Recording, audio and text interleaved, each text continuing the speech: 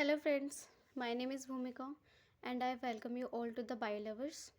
So आज के हमारे जो वीडियो है उसके टॉपिक का नेम है RH grouping and RH incompatibility and erythroblastosis fetalis. इस वीडियो में हम बात करने वाले हैं RH ग्रुपिंग के बारे में और एरिथ्रोब्लास्टोसिस फिटेलिस क्या होता है, कैसे होता है, हम उसके बारे में समझेंगे। So without wasting any time, let us we start the topic. So हमारे जो रेसिस मंकीज़ होते हैं उनमें क्या होता है, एक RH एंटीजन प्रेजेंट होता है उनके RBC के सरफेस पे।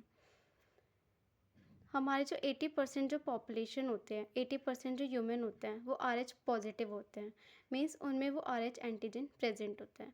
जबकि हमारे जो 20% जो ह्यूमन्स होते हैं वो RH नेगेटिव होते हैं, मीन्स उसके ब्लड में उनके जो RBCs होते हैं वहाँ पे RH एंटीजन प्रेजेंट नहीं होता।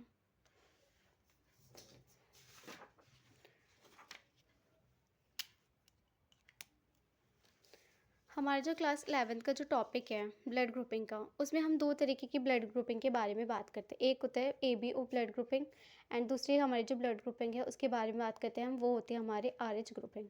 ठीक है, मैं आपको RH ग्रुपिंग के बारे में आज बताऊंगी। ठीक है, हमारे होते हैं रिसिस मंकी। रिसिस मंकी जो होते हैं उनके जो ब्लड होते हैं, ठीक है, उनके जो ब्लड होते हैं, ब्लड में जो फॉर्म्ड एलिमेंट्स होते हैं, फॉर्म्ड एलिमेंट्स में आपके आते हैं RBCs, WBCs एंड प्लेटलेट्स।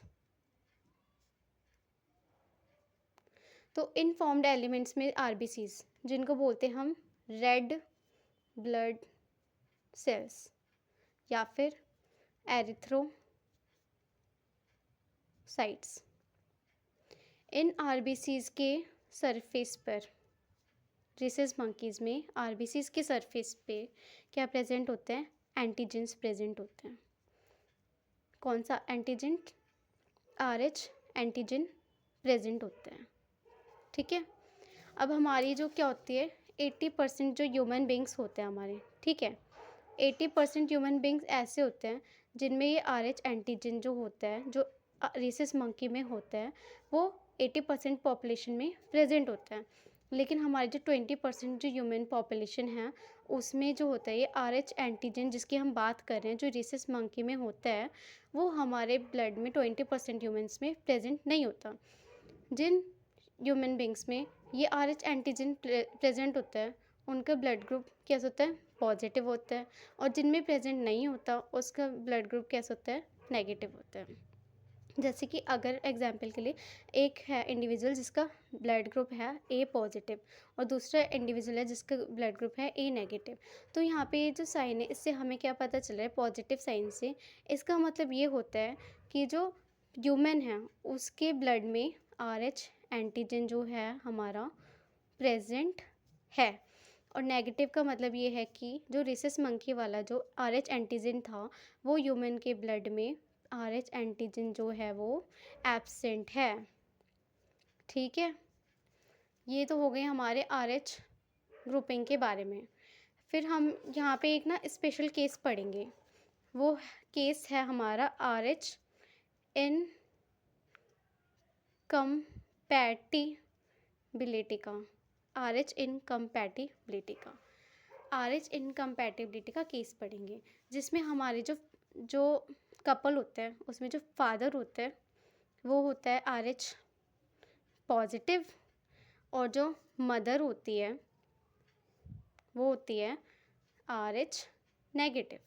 ठीक है, फिर फर्टिलाइजेशन के बाद इनका जो बेबी, जो फिटस होता है आपका, फिटस वो कैसा होता है आपका RH पॉजिटिव होता है। ठीक है, तो इसमें हम बात करते हैं आगे। तो क्या होता है जब फर्स्ट प्रेगनेंसी होती है, कौन सी प्रेगनेंसी होती है, फर्स्ट प्रेगनेंसी होती है फीमेल की। अगर फीमेल हमारी कैसी है, मदर जो है हमारी वो RH नेगेटिव है, मींस उसके ब्लड में, मदर का जो ब्लड है उसमें जो है RH एंटीजन जो है वो प्रेजेंट नहीं होती। ठीक है, और हमारा जो फीटस होता है अगर वो RH पॉजिटिव है, मतलब उसके ब्लड में RH एंटीजन जो है वो बनी है, ठीक है, RBCs के सरफेस पे। तो क्या होता है, जब तक हमारा जो बेबी है, मदर का जो वोम्ब होता है, ठीक है, ये मदर का, मान लो ये वोम्ब है मदर का, ठीक है, मदर के वोम्ब में यहाँ पे प्लेसेंटा है, ठीक है, प्लेसेंटा की लेयर है, और प्लेसेंटा की लेयर के अंदर यहाँ पे क्या है आपका, फिटस प्रेजेंट है। क्या प्रेजेंट है आपका, फिटस प्रेजेंट है। तो जब तक बेबी की डिलीवरी नहीं हुई है तब तक तो ठीक है, लेकिन जैसे ही बेबी की क्या होती है, पार्चुरेशन के बाद क्या हो जाती है, बेबी की डिलीवरी हो जाती है। तो क्या हो जाता है, बेबी के जो कुछ सेल्स होते हैं ना, बेबी के कुछ सेल्स होते हैं, वो कहाँ पे रह जाते हैं, remain in the mother body. Mother की बॉडी में जो है वो सेल्स जो हैं वो बच जाते हैं। मदर की बॉडी में बच जाते हैं तो क्या करता है, हमारी जो मदर की बॉडी है उन सेल्स को किसकी तरह लेने लग जाती है, एक तरीके से फॉरेन पार्टिकल्स की तरह अज्यूम करने लग जाती है। तो उन एंटीजेंस के अगेंस्ट बच्चे के जो ब्लड में RH एंटीजन प्रेजेंट थे, वो अब किसकी बॉडी में एंटर कर गए, मदर की बॉडी में, ठीक है।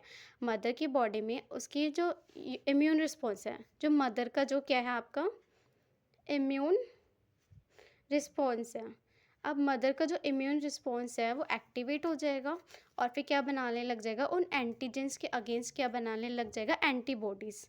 एंटीबॉडीज़ बनाने लग जाएगा वो अगेंस्ट RH एंटीजन, जो कि कहाँ से आए, आपके बेबी के ब्लड से रह गए हैं, ठीक है।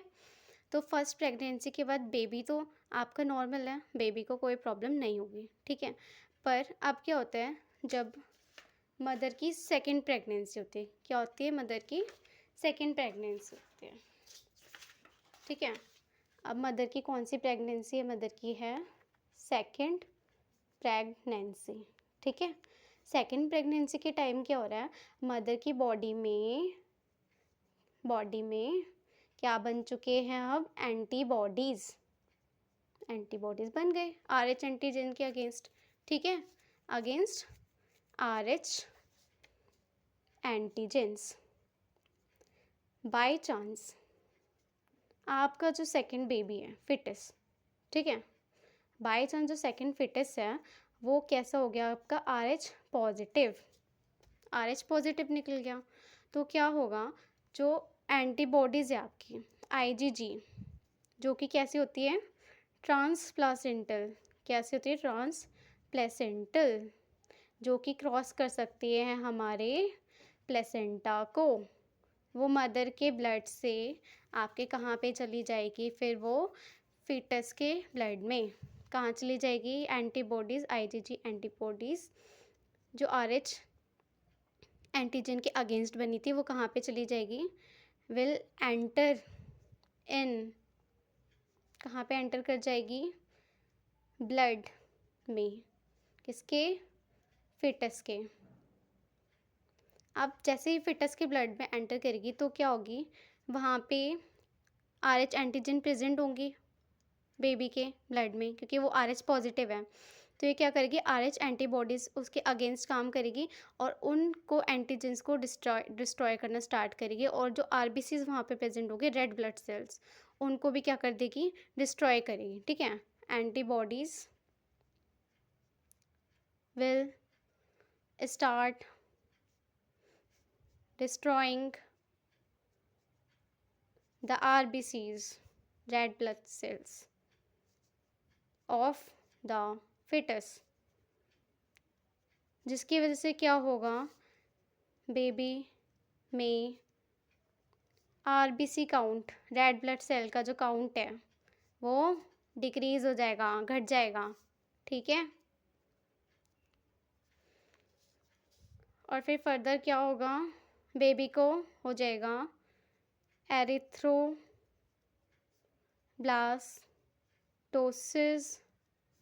Fetalis. Erythro means RBC, fit blastocyst destruction means destruction हो रहा है आपकी RBCs का, रेड ब्लड सेल्स का डिस्ट्रॉय कर दे रहे हैं आपके जो एंटीबॉडीज़ मदर की बॉडी में बन गई थी वो सेकेंड प्रेगनेंसी के दौरान, जिसकी वजह से बेबी को क्या हो सकता है, बेबी को हो सकता है jaundice and anaemia. Okay, is it clear to all? ठीक है, जॉन्डिस और अनीमिया हो सकता है बेबी को।